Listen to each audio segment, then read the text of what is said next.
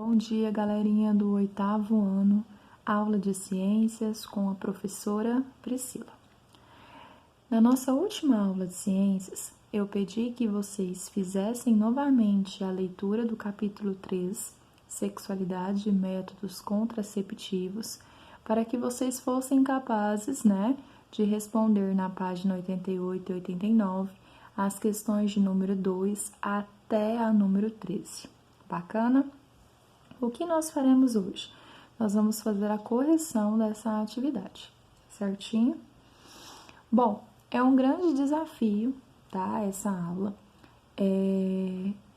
Todos os anos, quando eu trabalho com o sistema reprodutor feminino, masculino, com sexualidade, com métodos contraceptivos, nós estamos lá na sala de aula, E aí o contato permite com que a aula funcione, com que as dúvidas de vocês sejam esclarecidas, enfim. E hoje a realidade é um pouco diferente, Então eu vou gravar esse vídeo, tá? Ele vai ficar extenso, mas eu gostaria muito, eu quero muito que vocês assistam com atenção, porque eu vou comentar cada uma das questões, eu vou mostrar as imagens no livro, e eu quero que vocês sejam capazes de tirar as dúvidas de vocês, É como eu sempre digo, é uma maneira de nós conhecermos o nosso corpo, de nós entendermos como o nosso corpo funciona e da gente cuidar desse corpo, Evitar no futuro doenças, evitar no futuro uma gestação não planejada, A tia brinca muito com vocês também, que são todos nenéns, Todos bebezinhos da tia. Então, no momento certo, lá na frente, no futuro, vocês já vão ter um conhecimento para poder cuidar de vocês, tá? Certo? Bacana? Tipo nenenzinhos da titia. A titia tá com saudade, viu? Então, vamos lá, tá? Nós vamos começar a correção, então, lá na página 88, a número 2, tá bom? A número 2, da página 88, diz o seguinte: apesar da responsabilidade para evitar uma gravidez não planejada ser do casal, apenas um método contraceptivo deve ser usado diretamente pelo homem. Letra A. Qual é esse método contraceptivo? Letra B. Quais são as vantagens desse contraceptivo? Então tá. Primeiro, método contraceptivo, é aquele que vai evitar a concepção, que vai evitar a fecundação, que vai evitar uma possível gravidez, certo? Bom, qual é o método contraceptivo que deve ser usado pelos homens? A camisinha. A camisinha, ela também pode ser chamada de preservativo, certo? Então, a camisinha masculina é o método contraceptivo que pode ser utilizado pelos homens, tá? Bom, qual que é a vantagem de se usar a camisinha? Primeiro, porque é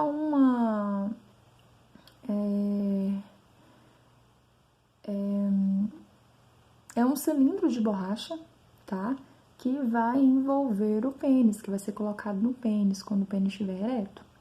Então, não tem contraindicação. Eu não preciso ir ao médico para fazer o uso da camisinha, tá? A camisinha, ela pode ser comprada em supermercado, em farmácia, nos postos de saúde, ela é distribuída gratuitamente, tá? E é um método relativamente seguro, desde que seja armazenada da forma correta, desde que seja colocada da forma correta, tá? E não é um método que se deve utilizar novamente, não. Usou a camisinha, ela tem que ser descartada em uma outra relação, uma outra camisinha. Bacana? Aproveitando então a questão, eu também quero apresentar a vocês a camisinha feminina, tá? Também é feita de látex, também é feita de borracha, tá? E é colocada, inserida aí na cavidade vaginal antes da relação sexual, tá? Então, também tem o preservativo feminino. Bacana? E para finalizar, então, essa questão número 2 da página 88, falta falar de um benefício da camisinha, tá? Do preservativo. E esse benefício é em relação ao preservativo masculino e ao preservativo feminino, tá? A camisinha masculina e a camisinha feminina. É um único método contraceptivo que, além de evitar, uma gestação não planejada, também protege contra doenças, contra infecções que são transmitidas pela relação sexual, contra DSTs, tá? Certinho? Número 3 da página 88. Em 1960, foi lançado o primeiro contraceptivo oral que ficou conhecido como pílula anticoncepcional. Com o medicamento, os casais conseguiram desenvolver sua sexualidade sem se preocupar com a geração de filhos. Letra A. Além da pílula, que outros métodos contraceptivos hormonais existem? Letra B. Qual é a desvantagem dos métodos hormonais, como a pílula, em relação ao uso da camisinha? Então, vamos lá. Quais são os outros métodos hormonais que nós temos? Nós temos anticoncepcionais injetáveis, nós temos um implante subcutâneo, nós temos adesivos transdérmicos, nós temos anel vaginal. Todos esses métodos que eu citei são métodos hormonais, tá? Qual que é a grande desvantagem desses métodos em relação à camisinha? Porque esses métodos, eles vão evitar, uma gestação não planejada. Porém, eles não protegem contra infecções sexualmente transmissíveis, contra doenças, tá? O único método contraceptivo que protege também contra doenças é a camisinha, certo? Então, lá na página 78 do livro de vocês, fala sobre as pílulas e sobre os outros métodos hormonais, tá? Esses métodos hormonais, esses anticoncepcionais hormonais, eles vão impedir a ovulação. Eles vão impedir, então, que o ovócito saia do ovário e vá para a tuba uterina para esperar um espermatozoide. E é por isso que eles evitam a gestação não planejada. Lembrando, mais uma vez, que esse tipo de método não protege contra doença sexualmente transmissível, certo?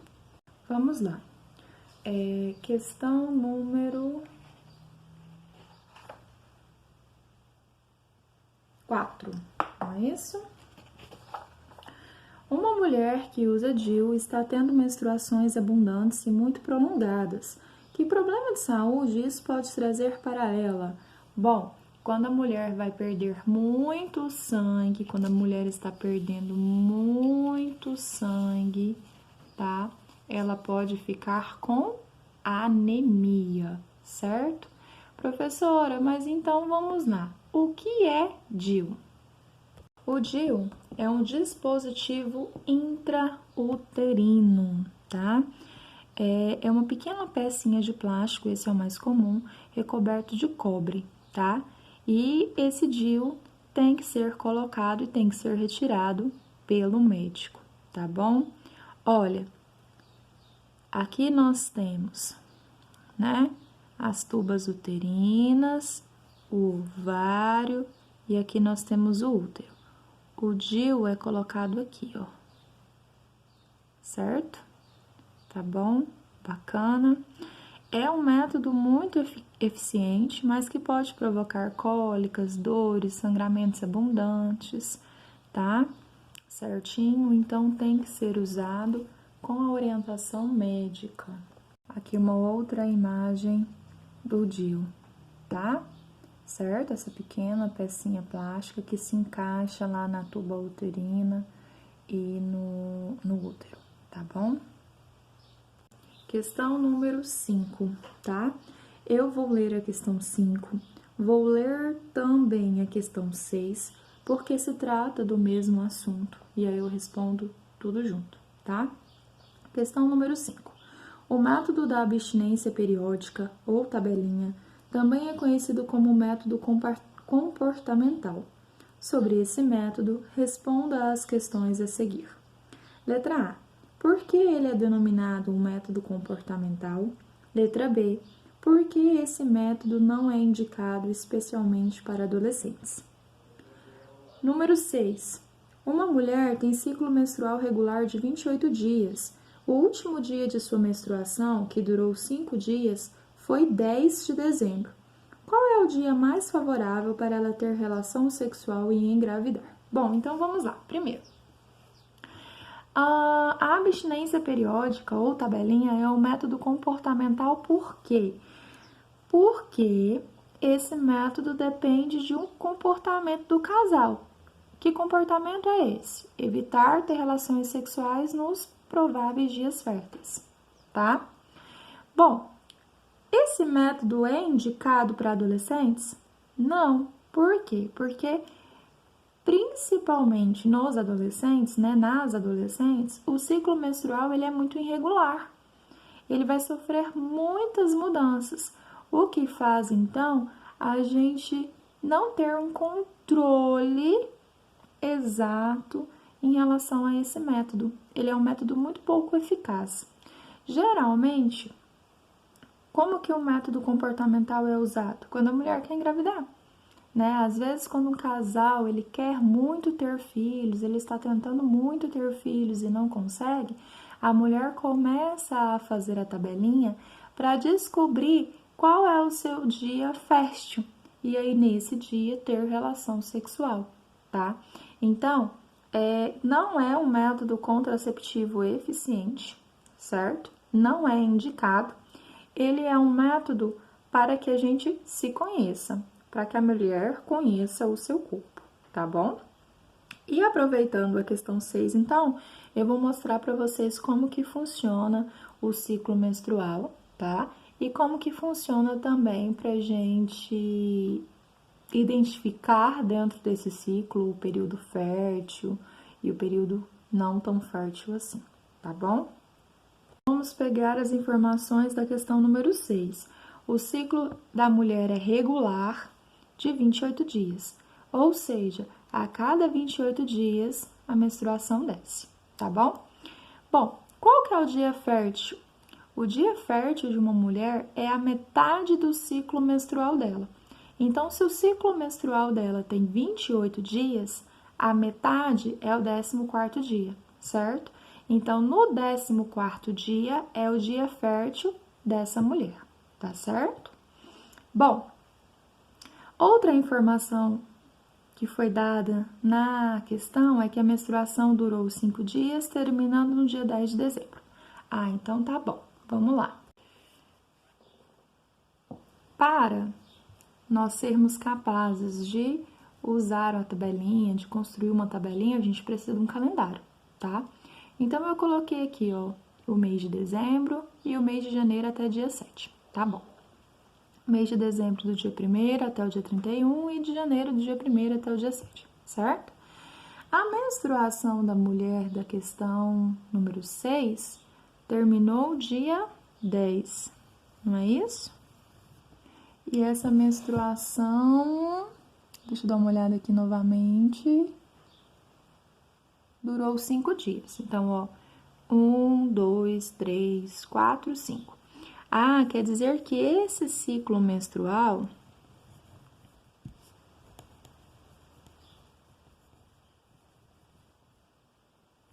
começou o dia 6.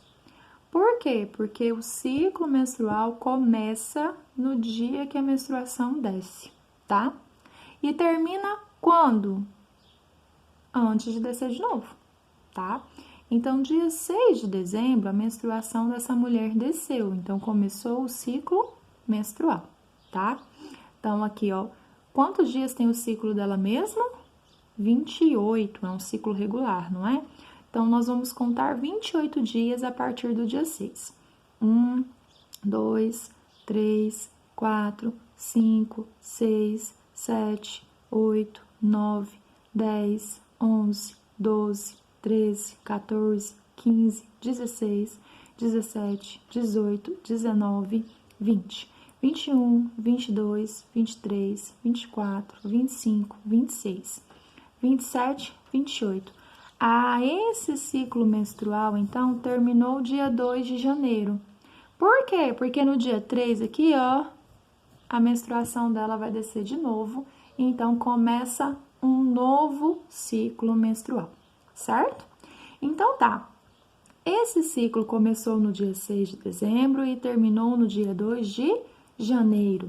O ciclo dela é regular, tem 28 dias, ok? Tá.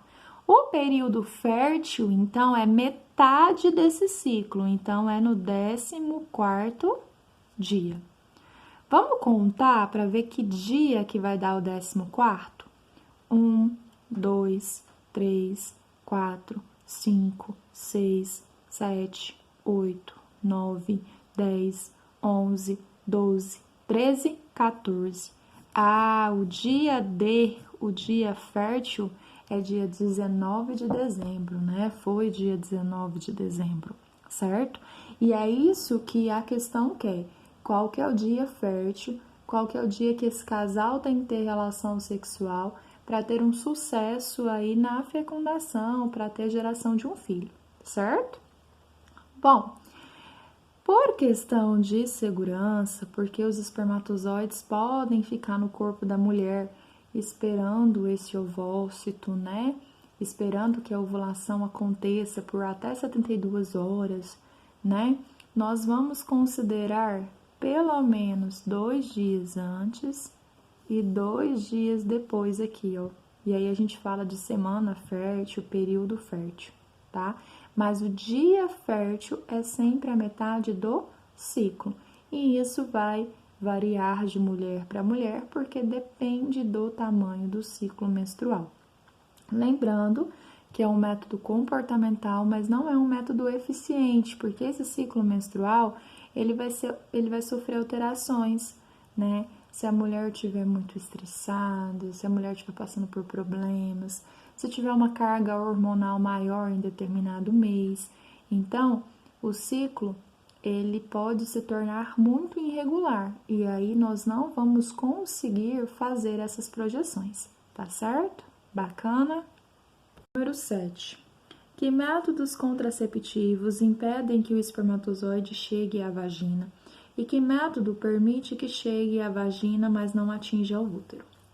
Então tá. Que método que impede que o espermatozoide chegue à vagina? Camisinha, certo? Preservativo. E que método que impede com que ele chegue ao útero? Diafragma, tá? Na página 83 está falando sobre o diafragma, tá? É um capuz de borracha flexível que ele é reutilizado, tá bom? Quando utilizar ele é só retirar, lavar, fazer a higienização direitinho e pode utilizar novamente, tá? Ele vai ser colocado aqui, ó, na entrada do útero, tá? E ele vai bloquear, então, a passagem dos espermatozoides para dentro do útero para que eles atinjam, então, a tuba uterina, tá? Existem vários tamanhos de diafragma, só o médico que pode determinar qual que é o tamanho ideal para a mulher usar, tá? E é bom, aumenta a eficiência do diafragma se ele for utilizado com espermicida, tá?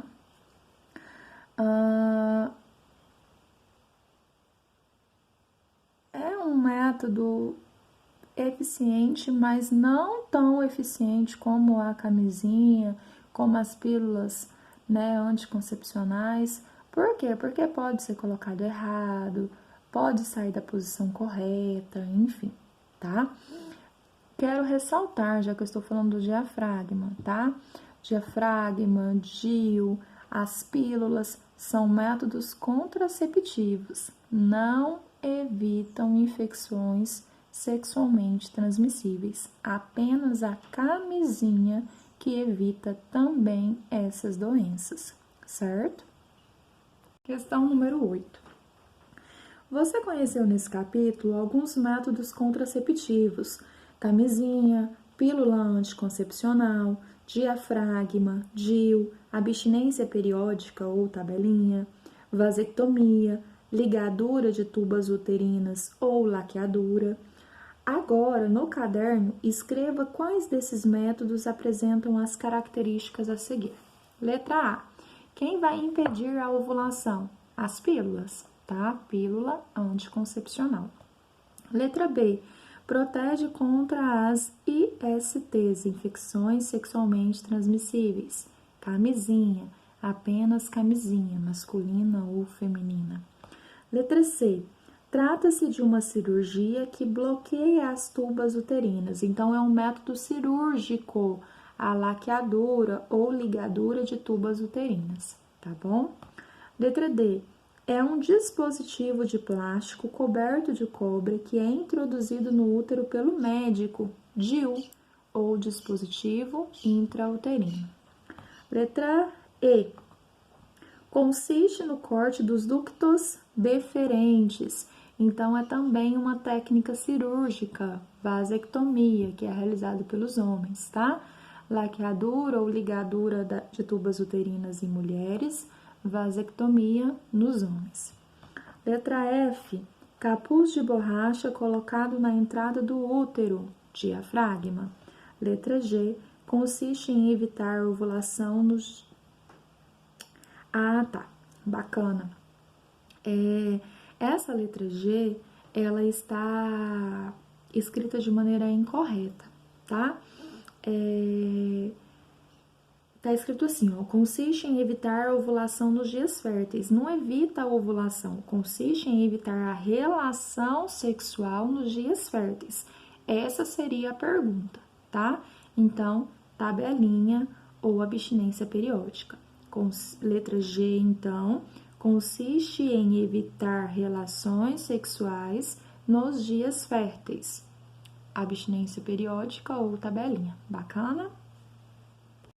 Bom, sobre a laqueadura ou ligadura de tubas uterinas, né? É um método cirúrgico, como eu já disse, que consiste, tá? Em interromper a passagem do espermatozoide. Por quê? Porque vai fazer um corte aqui na tuba uterina e vai impedir, então, que o espermatozoide chegue até essa tuba uterina e encontre ali um ovócito, tá? Existe todo um protocolo para ser seguido para que a mulher consiga fazer laqueadura, tá? E esse protocolo é determinado ali pelo Conselho de Medicina, tá? Aqui é só para ilustrar a vasectomia, que é o método cirúrgico masculino, tá? A vasectomia consiste em cortar o ducto deferente. Se vocês se lembram, e eu espero que todo mundo se lembre, né? Os espermatozoides são produzidos aqui nos testículos, são armazenados no epidídimo e vão se deslocar por todo o aparelho genital masculino, saindo aqui a partir do ducto deferente, certo? Então, a vasectomia, ela rompe esse ducto deferente, tá vendo o espacinho aqui, ó? Então, os espermatozoides não vão sair aqui do epidídimo, não vão se deslocar pelo sistema reprodutor masculino para serem ejaculados. Então o homem, quando faz vasectomia, não ejacula, professora? Sim, ele tem ejaculação normal. Só que nessa ejaculação, né, o sêmen e o esperma não vai conter espermatozoides. No sêmen ou no esperma, né, são termos sinônimos, nós vamos ter apenas os líquidos. Nós não teremos espermatozoides. Por quê? Porque o espermatozoide não conseguiu cumprir o seu trajeto, tá certo? Então, vamos dar continuidade. Número 9. No caderno, indique a afirmativa verdadeira. Letra A. Quem tem ciclo menstrual regular pode usar o método da tabela sem risco? Não, tá? Mas o ciclo é regular, professora? Sim, mas pode acontecer alguma coisa no mês em questão e alterar esse ciclo, tá? Então, sempre existe risco, não é um método contraceptivo eficiente. Eu considero que é um método de conhecimento. A mulher vai conhecer o seu corpo, só isso, tá bom? Letra B. A camisinha pode ser usada mais de uma vez depois de lavada? Não, né? A camisinha ela sempre é descartada. Letra C. A laqueadura tubária funciona interrompendo a ovulação? Não. A laqueadura, né, ela impede a passagem do espermatozoide até o ovócito que foi ovulado, porque ela interrompe a tuba uterina, tá? Letra D. O diafragma impede a ovulação? Não, o diafragma ele pode ser reutilizado. É uma bolsa de borracha que é colocado no colo do útero, vai impedir então que o espermatozoide entre para dentro desse útero. Letra E. O DIU bloqueia a produção de hormônio pelos ovários? Não, né? Ele também interrompe a passagem dos espermatozoides. Letra F. Os anticoncepcionais injetáveis impedem a ovulação? Sim, impede a saída do ovócito do ovário para a tuba uterina. Bacana? Um estudante afirmou que a vasectomia altera o comportamento sexual do homem, já que a cirurgia é feita nos testículos onde são produzidos os espermatozoides. Esse estudante está certo? Por quê? Não, porque a vasectomia, ela consiste numa técnica cirúrgica onde a gente interrompe a passagem do espermatozoide. A gente faz um cortezinho lá no ducto deferente. Bom, o homem vai continuar tendo desejo sexual, o homem vai continuar ejaculando. Por quê? Porque nesse sêmen que vai ser ejaculado vão ter os líquidos das glândulas seminais, da próstata.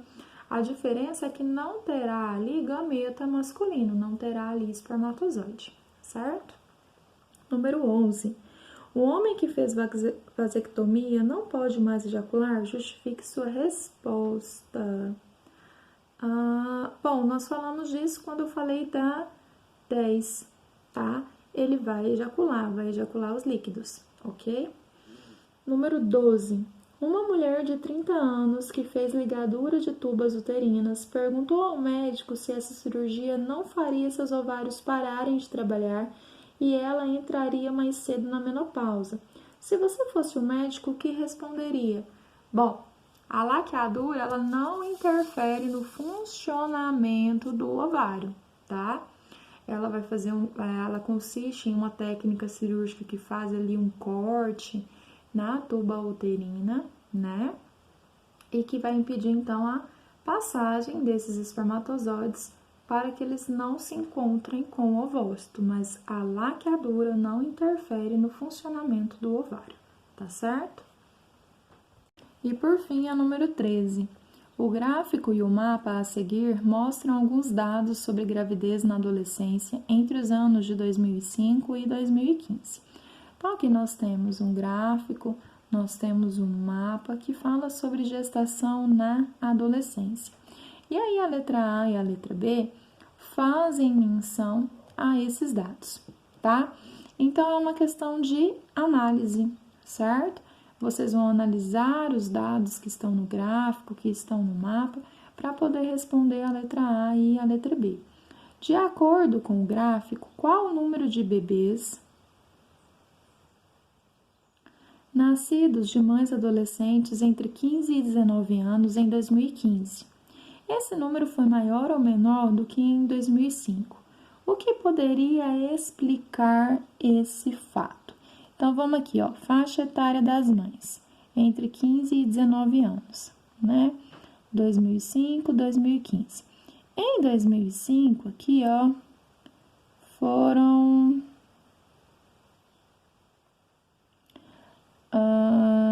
661.137 bebês. E em 2015, 547.565 bebês, né? Então, tá. Houve um aumento ou uma queda? Houve uma queda. O que pode explicar essa queda?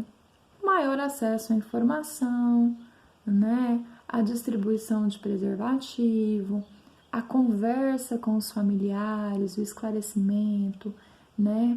O fato dos adolescentes estarem conhecendo melhor o seu corpo, né? E é muito importante que essa taxa de gestação na adolescência diminua ainda mais, né?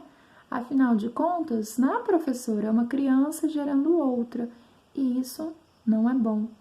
Ah, então vamos defender o aborto. Não é sobre isso que eu estou falando. Eu estou falando sobre prevenção, tá?